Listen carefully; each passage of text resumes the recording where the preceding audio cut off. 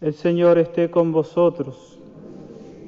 Lectura del Santo Evangelio según San Mateo. En aquel tiempo dijo Jesús a los sumos sacerdotes y a los ancianos del pueblo: Escuchad otra parábola. Había un propietario que plantó una viña, la rodeó con una cerca, cavó en ella un lagar, construyó una torre, la arrendó a unos labradores y se marchó lejos. Llegado el tiempo de los frutos, envió sus criados a los labradores para percibir los frutos que le correspondían. Pero los labradores, agarrando a los criados, apalearon a uno, mataron a otro y a otro lo apedrearon. Envió de nuevo otros criados, más que la primera vez, e hicieron con ellos lo mismo. Por último, les mandó a su hijo, diciéndose: tendrán respeto a mi hijo. Pero los labradores, al ver al hijo, se dijeron: este es el heredero, venid, lo matamos y nos quedamos con su herencia. Y agarrándolo lo sacaron fuera de la viña y lo mataron. Cuando vuelva el dueño de la viña, ¿qué hará con aquellos labradores? Le contestan: hará morir de mala muerte esos malvados y arrendará la viña a otros labradores, que le entreguen los frutos a su tiempo. Y Jesús les dice: ¿no habéis leído nunca en la Escritura: la piedra que desecharon los arquitectos es ahora la piedra angular? Es el Señor quien lo ha hecho, ha sido un milagro patente. Por eso os digo que se os quitará a vosotros el reino de Dios y se dará un pueblo que produzca sus frutos. Palabra del Señor.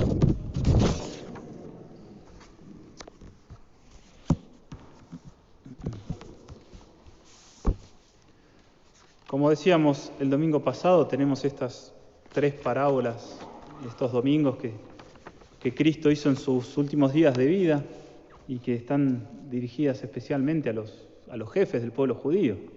Los englobábamos el domingo pasado, llamándolos a todos los fariseos, digamos, como para resumir. Y la parábola que nos toca hoy se la conoce como la parábola de los viñadores o labradores homicidas.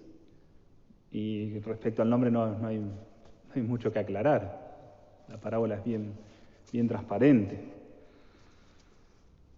Y estas tres parábolas, tanto la de ayer, la del domingo pasado no tanto, pero esta y la que sigue, son parábolas muy fuertes si uno se las pone a comparar con la mayoría de las parábolas de Cristo. Pensemos que la gran mayoría de las parábolas, sobre todo las que Cristo dirige a la gente, a sus seguidores, son parábolas muy lindas, muy bellas. Pensemos la parábola del sembrador, la semilla, el grano de mostaza, la parábola del hijo pródigo, con todo explicando todo lo que es la misericordia de Dios. Son todas parábolas muy, muy bellas, que terminan bien, por así decirlo.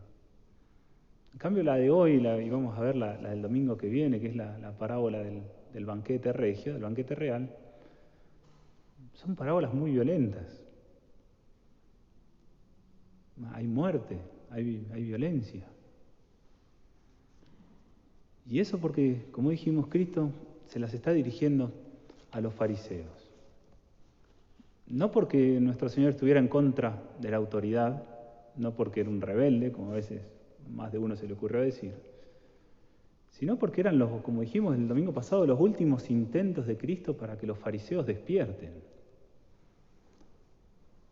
Cuando a Cristo se le acaban, por así decirlo, las palabras lindas, comienza a hablar fuerte para despertar a los fariseos. Pensemos que ellos, como siendo jefes del pueblo, eran los principales encargados de preparar al resto de los judíos para la llegada del Mesías y señalarlo. Es decir, este es el Mesías, el Redentor prometido por Cristo. Y los jefes judíos en aquella época hicieron todo lo contrario. No prepararon bien al pueblo, todos estaban esperando cualquier otra cosa menos a Cristo, y en vez de señalarlo, lo mataron. Tenían deseos de matarlo y Cristo quiere no impedir eso, pero sí que ellos se salven. Y esta parábola de los viñadores es como un pequeño resumen de lo que es toda la historia del pueblo judío y su relación con Dios. Tenemos como siempre, el personaje más importante de la parábola representa a Dios, en este caso, el dueño de la viña. Bueno, tenemos un dueño, un campo que lo prepara todo y se lo deja arrendado a alguien. Ahí tenemos por un lado el dueño de la viña, a Dios, y aquellos a que le encomienda la viña es el pueblo judío, el pueblo de Israel. Podríamos pensar que lo que relata la parábola, toda esta preparación hasta que llega el momento de percibir los frutos, es toda la historia del pueblo judío desde Abraham hasta que finalmente llegan a la tierra prometida, luego de estar en Egipto. Una vez que se establecen ahí, es que Dios comienza a querer percibir los frutos. Dios quiere que los judíos le correspondan con todos los dones que les hizo. Entonces ahí llega el tiempo de los frutos. Y por eso, desde que están en Palestina los judíos, hasta Cristo, Dios constantemente les enviaba profetas. Y lo que la parábola nombra, estos criados que el Señor enviaba a buscar frutos, todos los comentadores coinciden en que son los profetas del Antiguo Testamento. De muchos de ellos tenemos libros en el Antiguo Testamento de lo que predicaban, pero hubo mucho más. Y Dios les enviaba a los profetas, a los judíos, para recordarles esa alianza que habían hecho. Dios se había comprometido a ser su Dios y a darles la tierra prometida y protegerlos, pero los judíos a cambio tenían que corresponder con eso, con esos dones, corresponder con amor, con fidelidad. Los profetas iban a recordar eso, y la mayoría de las veces pasaba como contó Cristo en la parábola, no eran bien recibidos. Muchos de los profetas acababan mártires. Los profetas venían a recordarle a los judíos que tenían que ser fieles y a más de uno eso no le gustaba. Y acababan por matarlos. Es lo que Cristo cuenta en la parábola. Pero la parábola no termina ahí.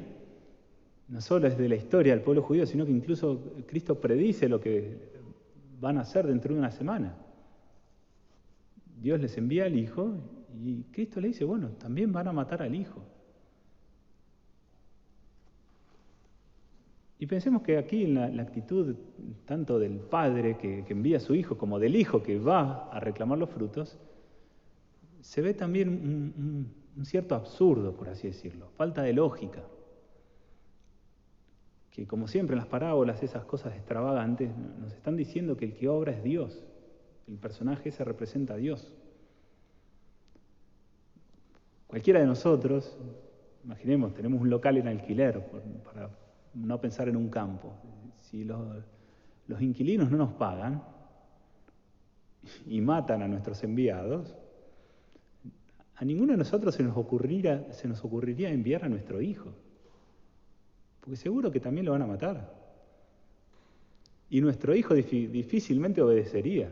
Pero papá, si mira, enviaste tantos a percibir los frutos, a buscar el alquiler y los mataron, yo no voy a ir. Bueno, sin embargo, tanto el padre como el hijo de la parábola obran de manera contraria. Ya lo hemos dicho tantas veces, Dios no piensa como los hombres, nosotros no pensamos como Dios. Dios Padre envía a su Hijo pensando, queriendo que lo respeten, y Dios Hijo obedece, viene al mundo sabiendo que lo más probable es que muera. Y la parábola acaba como acabó la historia real. Los judíos estaban muy molestos con Cristo, los jefes judíos, los fariseos, porque no los dejaba tranquilos. Se habían apropiado, por así decirlo, de todo lo que Dios le había dado. Querían seguir ellos siendo los jefes. Y querían sobre todo vivir tranquilos, una especie de tranquilidad mundana. No querían que los romanos les destruyeran el templo, les destruyeran las ciudades. Y ellos pensaban que si Cristo seguía predicando iba a terminar pasando eso. Fue una de las razones por las cuales los judíos entregan a Cristo a los romanos. Porque querían vivir tranquilos, que Dios no los moleste y que ellos quedarse con lo suyo. Era como decirle, bueno, ya está, nosotros estamos aquí, estamos bien, ya no necesitamos más de Dios, tenemos nuestro templo, nuestras cosas. No vengas, Dios, ahora a querer reclamar lo tuyo. Esa es un poco la actitud final que tienen los fariseos, y Cristo se los está prediciendo, les van a decir, van a hacer esto, si siguen así. Y evidentemente los fariseos no se convirtieron y acabaron cumpliendo con esta profecía de Cristo, de que iban a matar al Hijo.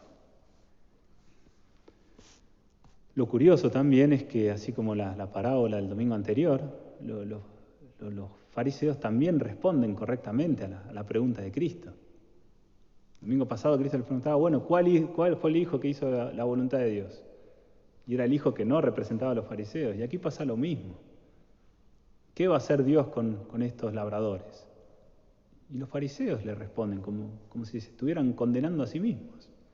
Dicen, bueno, va a acabar con esos malvados y va a dar la viña a otros, que le van a dar fruto a su debido tiempo. Y Cristo les dice, sí, están en lo correcto. El reino de Dios les será quitado para ser entregado a un pueblo que hará producir sus frutos.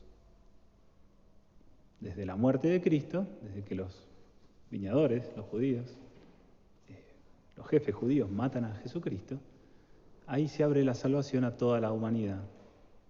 Ya no es un privilegio del pueblo judío, como había sido hasta entonces, sino que es algo para todos. Se entrega el reino de Dios a un pueblo que va a dar sus frutos. Bueno, todo esto que les pasó a los judíos, tanto en su historia y que finalmente acaban por matar al Hijo para quedarse con lo suyo, en cierta medida nos puede pasar lo mismo. Como el domingo pasado podíamos también estar entre el hijo que se arrepentía y volvía a cumplir la voluntad de Dios, o el otro que decía que sí cumplía y al final no hacía nada. Bueno, aquí sucede un poco lo mismo. Esa actitud de los fariseos de quedarse con lo suyo y que Dios no se meta, también nos puede pasar. Y también nos puede pasar de rechazar a los enviados de Dios. Pensemos que cada vez que Dios nos inspira interiormente a hacer algo bueno, a hacer algún sacrificio, o pensemos que cada vez que escuchamos algo del Evangelio que nos conmueve o que nos lleva a hacer cosas buenas y no le prestamos atención a esas cosas, es como si estuviéramos rechazando a los enviados de Dios. Dios nos está mandando constantemente enviados suyos para ver si estamos dando frutos de santidad, para ver si somos un poquito más imitadores de Cristo. Y no solo nos manda enviados, sino que nos manda a su propio Hijo también. Tenemos a Cristo crucificado que constantemente nos recuerda que tenemos que dar fruto. Entonces, supongamos si alguien llega en un momento que viendo a Cristo en la cruz dice, bueno, a mí Dios no me interesa, yo quiero seguir con mi vida, está cayendo un poco en lo mismo que hicieron los fariseos.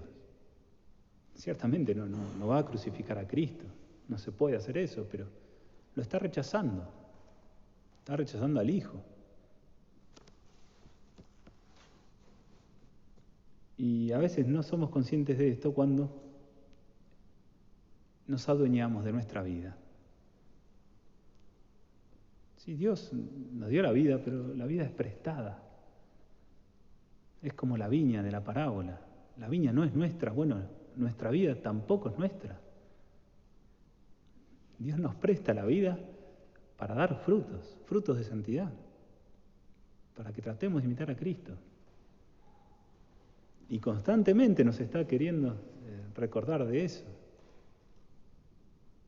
Cuando al final de la parábola, digamos, viene el dueño de la viña, finalmente, luego de que le mataron al hijo, ese es el día de nuestra muerte. Y depende cómo hayamos aprovechado nuestra vida, y bueno, ahí es lo que va a hacer Dios con nosotros. Nos puede pasar exactamente lo mismo que les pasó a los fariseos. Si no cuidamos nuestra vida, si no usamos nuestra vida para lo que Dios nos las dio, para ser santos y para salvar nuestra alma, la estamos usando mal, nos estamos adueñando de nuestra vida. pensemos también, bajando un poco a lo concreto, si alguien de nosotros tuviera un campo, ¿cuántos de aquí tienen su huertita? Bueno, supongamos que no somos dueños de la huerta, es de otro. Y nos las arrienda con la condición de que le demos los frutos que esa viña puede producir. Y que si no producimos, nos quita la viña y nos deja en la calle. La viña, la huertita. Bueno, evidentemente que nos esforzaríamos por hacer que esa huerta dé frutos. Estaríamos tal vez todo el día trabajando.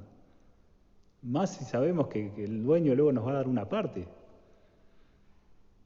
Bueno, si haríamos eso con las cosas de este mundo, ¿cómo no lo vamos a hacer con nuestra alma, con nuestra vida? Y que Dios no solamente nos va a reclamar frutos, sino que nos va a dar parte, y gran parte de eso que produzcamos. Nos da la vida eterna. Es más de lo que podríamos producir nosotros con todo nuestro esfuerzo. Bueno, ¿cómo hacemos para evitar caer en la actitud esta de los fariseos, de adueñarnos de nuestra vida? Y bueno, el remedio es un poco el mismo que decíamos el domingo pasado. Es tener esos grandes deseos de querer imitar, aunque sea un poquito más cada día, a Cristo. Es compararse constantemente a Jesucristo. Yo creo que ni nadie de nosotros aquí puede decir, bueno, ya está, no hay nada más que imitarle a Cristo. Siempre se puede avanzar un poco más. Y tener esos grandes deseos, por más que cueste, por más que lleve tiempo, por más que parezca que Dios nos abandona, si uno tiene esos grandes deseos, bueno, uno está en buen camino. Uno no se ha adueñado de la vida. Está trabajando la vida que Dios nos prestó y que cuando venga a reclamar sus frutos, se los vamos a poder dar. Pero hay que tener esos deseos, de seguir adelante cada día un poquito más, imitar a Cristo. Que la Virgen Santísima nos conceda entonces a todos la gracia de tener esos grandes deseos y de poder ser cada día más imitadores de Cristo.